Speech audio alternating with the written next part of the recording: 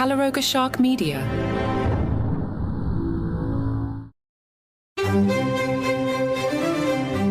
Hello and welcome to Palace Intrigue. I am your host, Mark Francis. Meghan's PR team must not have liked the Duchess Difficult narrative. It turns out that Meghan is the nicest, kindest, cuddliest boss one could ever have. Staffers describe her as a boss who gifts flowers and eggs, making staff feel like they're being watered. The positive spin was part of a counter to claim from the Hollywood Reporter calling Meghan a dictator in high heels who allegedly reduced grown men to tears. Meghan's team denied the report, calling it a fabrication. Mandana Dayani, the former COO of Archewell, spoke out in support of Meghan, highlighting the kindness and humility that happens behind closed doors. In an interview with Us Weekly, Dayani, who served as the organization's president for, was it decades? No, it was 18 months. Anyway, she recalled one instance when she found Meghan finishing her own makeup and steaming her jumpsuit before a royal gala. We all toasted with a sip of champagne while Meghan danced to her favorite oldies playlist, she said. Dayani described Prince Harry and Meghan as selfless humanitarians and noted that much of their kindness is done quietly, away from public view. Part of the profound injustice of having to speak publicly on this in light of these endless and damaging narratives is that so much of the kindness, mentorship and support that Prince Harry and Meghan share with others happens quietly behind closed doors, Dayani shared. She also recalled weekly meetings at the couple's Montecito home where Meghan would prepare the most incredible lunches, snacks and her latest beautiful concoction. Now that's the Meghan we all know and love.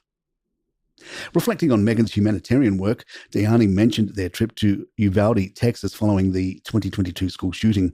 She explained how Meghan spent hours with grieving families, hugging them and crying with them. Throughout every global crisis, their first question was always, how can we help? Never asking for anything in return. They picked up the phone, they got on airplanes, they asked questions, they did the work.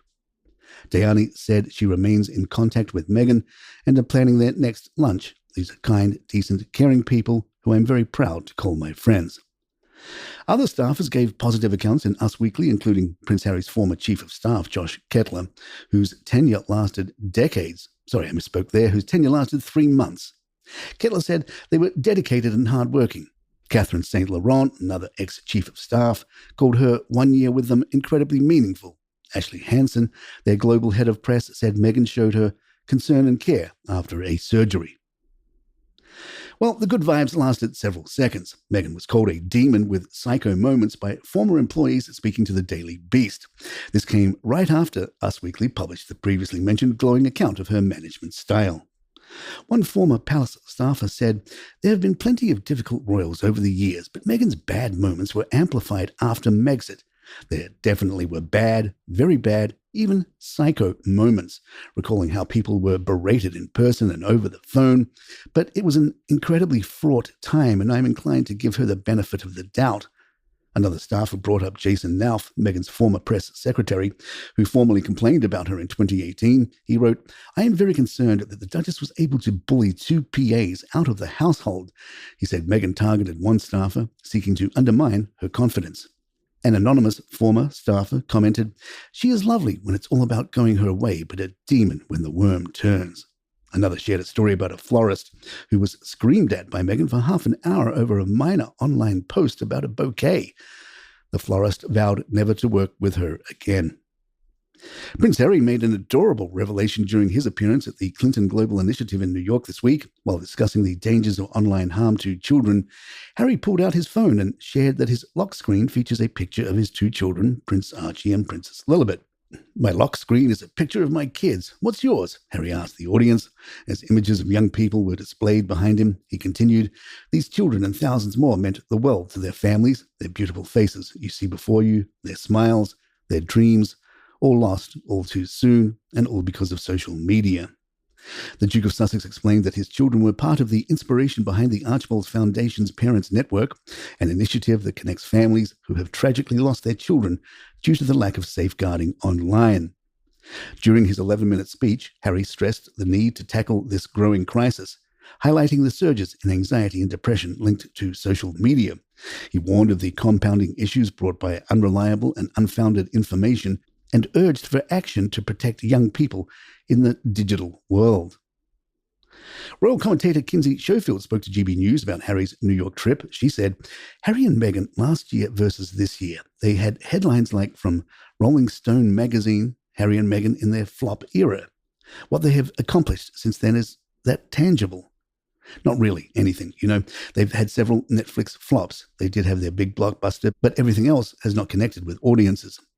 What I think we're seeing from Prince Harry in New York right now is him trying to rehabilitate his image. Spare was a commercial success, but he became a punchline here in the States. He's trying to become a respected thought leader, and that's really what these visuals are in New York. And when we see Harry and Meghan on some of these tours. Palace Intrigue will be right back. Prince William issued a stark warning about the most pressing existential threat we face in a video message to a UN General Assembly event in New York, just hours after Harry delivered a fiery speech in the same city. William called for urgent action to protect the world's wildlife, habitats, and natural resources, which he said are buckling under the pressure of our actions. His remarks came as part of the Earthshot Innovation Summit, where he announced the finalists for his environmental Earthshot Prize. In his video, William highlighted the importance of the 2022 biodiversity plan adopted in Montreal, emphasizing that the world has just 5 years to meet its goals to halt and reverse biodiversity loss by 2030. He urged the global community to protect ecosystems such as rivers, oceans, forests, and the communities that depend on them, while pushing for sustainable practices and partnerships with indigenous and local communities. There had been rumors that William would be in New York at the same time as Harry, but it appears that those rumors were false. Fortunately, they will both be in the UK next week if they wish to get together.